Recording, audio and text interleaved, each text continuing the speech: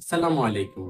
আজকের ভিডিওতে আমরা আলোচনা করব কিভাবে সফল মানুষরা তাদের সময় পরিচালনা করে এবং কিভাবে আপনি তাদের মতো সময় ব্যবস্থাপনা করতে পারেন। মনে রাখবেন, মানুষের জন্য সময় হচ্ছে সেরা সম্পদ। জীবনে সফল হতে গেলে শুধু কঠোর পরিশ্রমই নয়, তার সাথে সাথে সঠিক সময়ে সঠিক কাজ করতে জানতে হবে। সফল মানুষরা জানেন সময় মূল্যবান এবং তারা কখনো সময় অপচয় করেন না। আপনি যদি চান সফল হতে, তাহলে প্রথমেই আপনার দিনের শুরু থেকে শেষ পর্যন্ত একটি পরিষ্কার পরিকল্পনা তৈরি করতে হবে। কি কাজ কখন করবেন তা সঠিকভাবে জানলে আপনি সময়ের সর্বোচ্চ ব্যবহার করতে পারবেন।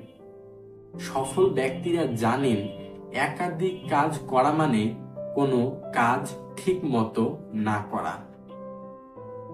একাধিক কাজ করা মানে হচ্ছে আপনি কোনো কাজই ঠিক মতো করতে পারবেন না। তবে প্রাধান্য অনুযায়ী কাজ করা তাদের বিশেষত্ব। প্রথমে সবচেয়ে জরুরি কাজটি করুন, এরপর ছোট ছোট কাজগুলো। এইভাবে আপনি দ্রুত এবং কার্যকরভাবে এগিয়ে যেতে পারবেন।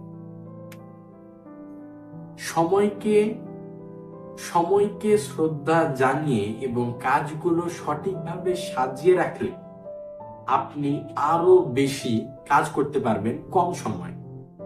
এটা ভুলে যাবেন না, ব্রেক নেওয়া গুরুত্বপূর্ণ।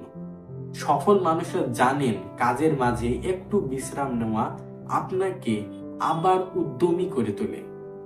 একটি ছোট বিরতি আপনার মনকে সতেজ রাখে এবং কাজের প্রতি ফোকাস বৃদ্ধি পায়। মনে রাখুন, কাজের মাঝে বিশ্রাম নেওয়া আপনাকে দীর্ঘ সময় ধরে উৎপাদনশীল রাখতে সাহায্য করে। সফল মানুষরা শুধুমাত্র তাদের কাজ করে, তারা দিনের শেষে নিজেদের মূল্যায়ন করে। তারা দেখে তারা কতটুকু অগ্রসর হয়েছে এবং কোথায় উন্নতির প্রয়োজন। আপনিও প্রতিদিন আপনার কাজের মূল্যায়ন করুন এবং চিন্তা করুন আপনার সময় কিভাবে আরো ভালোভাবে পরিচালনা করতে পারেন। তাহলে আপনি সফল হতে চাইলে আপনার সময়ের মূল্য জানুন এবং তা সঠিকভাবে ব্যবহারের চেষ্টা করুন। ছোট ছোট পদক্ষেপে আপনি একদিন বড় পরিবর্তন আনতে পারবেন ইনশাআল্লাহ। আজকের এই ভিডিওটি এই প্লেলিস্টের ষষ্ঠ ভিডিও। এর আগে আরো 5টি ভিডিও ছেড়েছি। সে 5টি স্কিলের উপর যদি আপনি দাঁড়িয়ে থাকতে পারেন, সে 5টি স্কিল যদি অর্জন করেন, তাহলে এই ষষ্ঠ ভিডিওটি আপনার জন্য।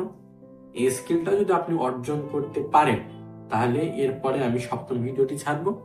হ্যাঁ, সে সপ্তম ভিডিওতে সপ্তম স্কিল নিয়ে, সপ্তম ধাপ নিয়ে আমি আলোচনা করব। তো সপ্তম ভিডিওতে যাওয়ার আগে এই 6টি ধাপ ভালোভাবে প্র্যাকটিস করুন। দেখা হচ্ছে সপ্তম ভিডিওতে। প্রতিদিন পর্যন্ত সুস্থ থাকো, ভালো থাকো। আসসালামু আলাইকুম।